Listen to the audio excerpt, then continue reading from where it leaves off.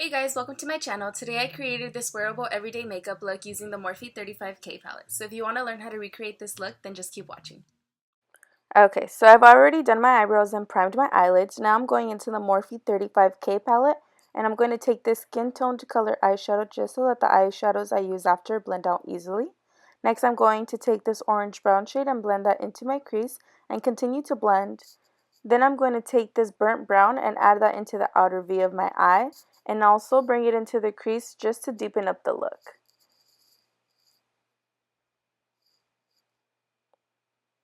I'm then going to take a clean blending brush and blend both colors together.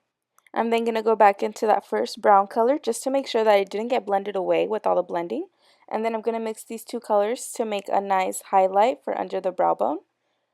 And then now for my lid, I'm going to go for a muted pink shimmery color. And with the brush, what I try to do is define the eyelid a little bit better.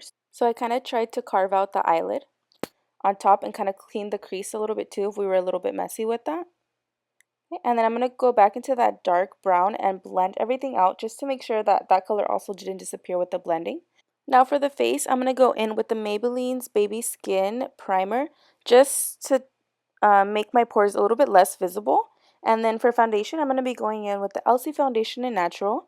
I really like this foundation. It is a little bit too dark for me, but what I noticed is that it kind of oxidizes to your skin tone color, so it's really nice. And today I'm going to be using the Morphe M439 brush to buff that in. And then you want to make sure you really do buff it in so that there's no streaks left after. Also, when applying foundation, you want to make sure you bring it down your neck just so that everything looks really blended and natural.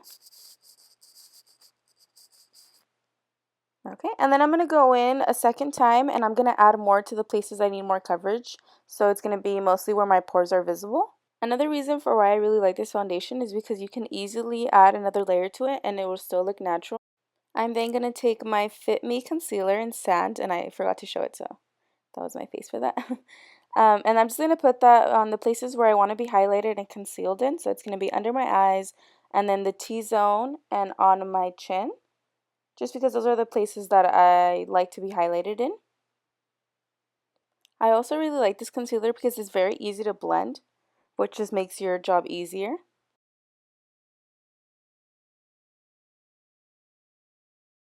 Then what I like to do after is take a damp beauty blender and just blend that under my eyes and all over my face just to make sure that I get that excess product and kind of sheer out the foundation and the concealer and make sure it just looks more natural. And for this process, I like to use the tip of the beauty blender just to make sure it's really getting into the hard spots to get into. Next, I'm going to be using the Mercier translucent setting powder, and I'm just going to be baking under my eye. I like to do this because it helps my concealer stay on a lot longer and it doesn't fade away throughout the day. Next, I'm going to take my Benefit What's Up highlighter and I'm going to use that as a base for the highlighter I'm going to use after, and that's going to be a powder highlighter. Then I'm going to take my Rimmel Stay Matte powder and I'm just going to set my whole face just because I am oily. So if you're dry, I would not recommend this step. But yeah, I'm just going to cover my whole face everywhere I put product on, so foundation and concealer. And then I'm going to go in with my Too Faced Milk Chocolate Soleil bronzer. And I've been using this bronzer for about 2 years now, and I really like it because I feel like it goes nicely with my skin tone color. And so I'm just going to be taking that to carve out my cheekbones and giving me more of a defined look. I'm also going to be taking that up to my temples just to make sure that my face looks even in terms of shadows and highlights. I'm also going to add this to carve out my jawline just to make sure that it looks more defined as well. Then blending it down my neck just to make sure that everything is all blended. Another step that I like to add, which is totally optional, is contouring my nose. So I'll just take like a small pencil brush and I'll add that onto my nose to make it thinner. And then with my finger, I'll blend that out. Then I'm going to take this e.l.f. bronzer and blush duo, and I'm going to be using the blush for my cheekbones. And I really like this blush because it's a really sheer pink color and it has specks of gold in it. So it kind of acts out as a highlight as well. Next, I'm going to wipe off my baking that I've left on for a couple minutes, and I'm going to go into the Anastasia contouring kit. I'm going to take that banana shade just so that my under eye isn't left too white, since I do have a yellow undertone, and that is totally optional as well. That's just something that I like to do. Okay, and then I'm also going to put that on everywhere else that I highlighted and kind of clean up that contouring that I did I didn't want too much of a harsh contour, so I just slightly added a little bit under my contour, but not enough for it to make it harsh. And now I'm going to take my Becca highlighter in Champagne Pop in collaboration with Jaclyn Hill. And I'm just going to add that to on top of the base that we added earlier.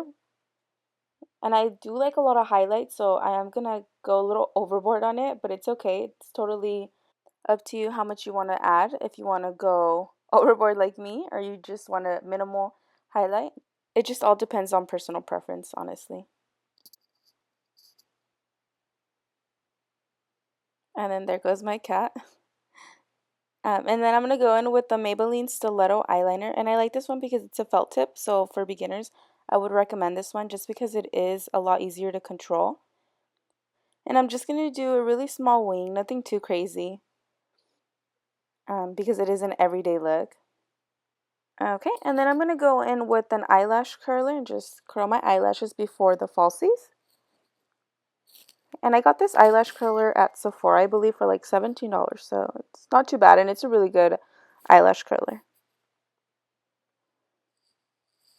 Okay, and then I did show my eyelashes, but then I remembered that I need to add mascara still.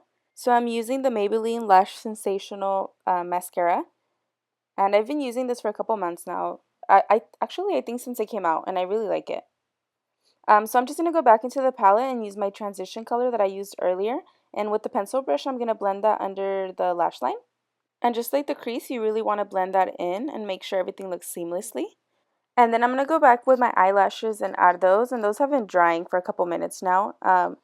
And sorry, I kind of covered it with my mirror. Totally not on purpose. But anyways. I then figured out that I couldn't add it with my fingers, or just my fingers. So I had to go in with my tweezers. And then I'm just going to make sure everything's locked in there nicely, just because we don't want it to be coming off during the day. And I also used the House of Lashes glue. I know I showed that earlier and I forgot to talk about it, but it was the mini set glue. And I've been using it for a couple days now, and I also like it. I actually got that one at IMATS. And I really like that it's the one that dries to black, so it blends in with your eyeliner.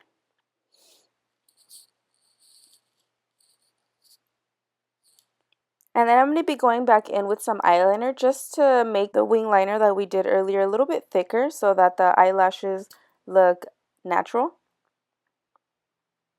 And then I'm going to go with my telescopic mascara, and that's going to be for the lower lashes.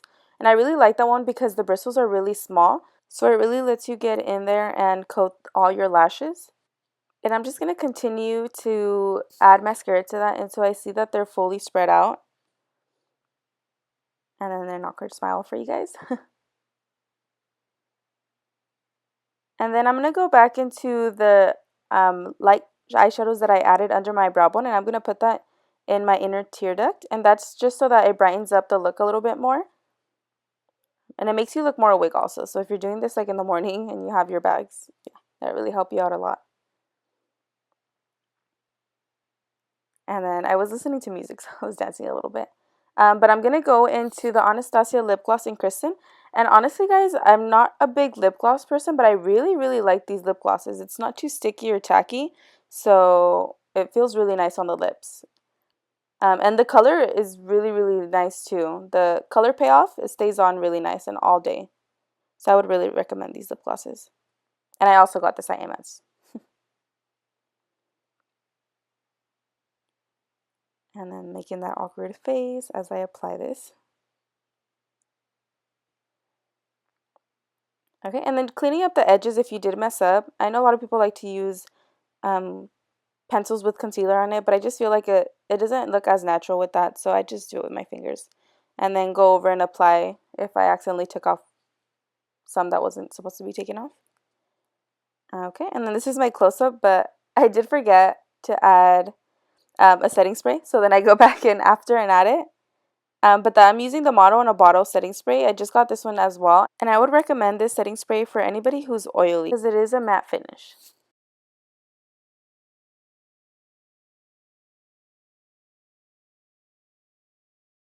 Alright guys, so there you have it. I hope you enjoyed this video, and if you did, don't forget to like and subscribe for more videos.